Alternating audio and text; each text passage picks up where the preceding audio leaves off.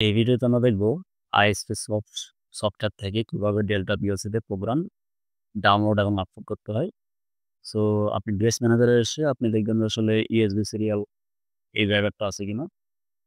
CH340 আমার এখানে COM5 আছে। তো COM নাম্বারটা ডিফাইন করে আসলে আপনি আপনার কোন ইউএসবি পোর্টে আসলে এটাকে কানেক্ট করছেন সেটার উপরে ড্রাইভারটা মাস্ট বি এটা ইনস্টল করা থাকতে হবে।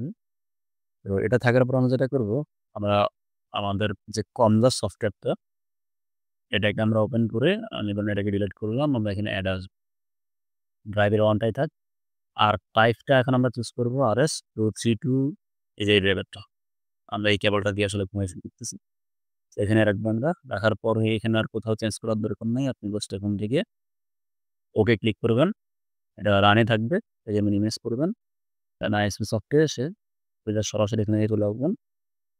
আমাদের টুলসে এসে কমিউনিকেশন সেটিংস এখান থেকে ড্রাইভারটা আসলে পাওয়া আছে কিনা। রাখার পর আপনি এখান থেকে ওকে প্রেস করবেন। দেন এখান থেকে সরাসরি ডাউনলোড দিব আমি। তো ট্রান্সফার করার জন্য সে উইন্ডোটা চলে আসছে আমাদের। আমরা এখান থেকে ট্রান্সফার দিব।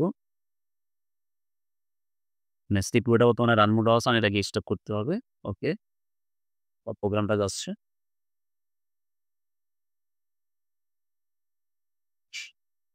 এরপর আমরা তাকে আবার আগের স্ট্যাটাসে ফেরত দিতে যাচ্ছি। ওকে, দেন আমরা এটাকে ক্লোজ করব।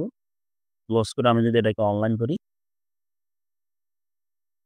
তো এটা আমার একটা এনকোডারের প্রোগ্রাম। আমি যদি আসলে ফিল্ড আমার এনকোডারটাকে ঘুরাই, ৫টা বেড়ে যাচ্ছে।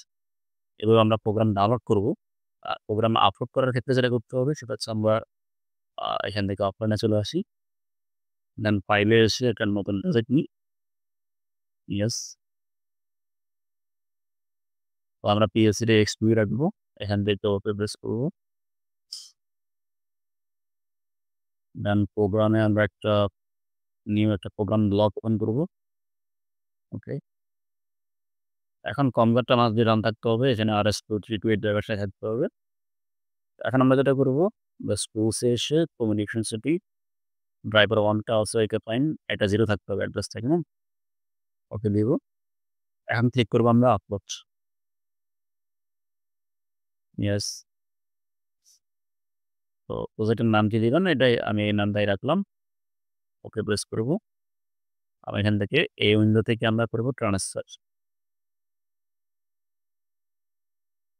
তো আমার প্রোগ্রামটা এখন কিন্তু পিএলসিতে আসছে।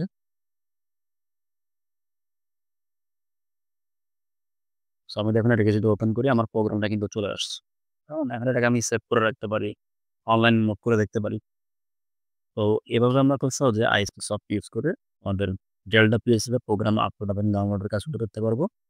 সকলকে অসংখ্য ধন্যবাদ। আসসালামু আলাইকুম।